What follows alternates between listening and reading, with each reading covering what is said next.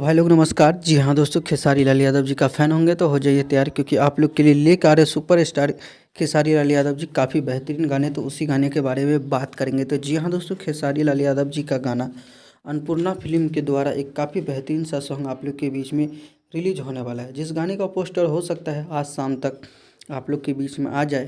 तो गाना काफ़ी बेहतरीन होगा और उस गाने में रानी एक्ट्रेस के साथ खेसारी लाल यादव जी फिर से नज़र आ रहे हैं। तो जी हाँ दोस्तों, यही फाइनल अपडेट था।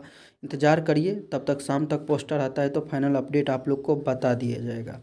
अगर इस चैनल पे इसी तरह का अपडेट पाना चाहते हैं तो सब्सक्राइब करके रखिए चैनल को और वीडियो को लाइक करिए, क्योंकि खेसारी लाल यादव जी से जुड़े और प्रमोद प्रेम यादव जी से जुड़े हर एक अपडेट आप लोग को मिलता रहता है। तो आज का अपडेट में बस इतना ही। मिलते हैं फिर से नेक्स्ट वीडियो के साथ, तब तक के लिए बाय, टेक केयर।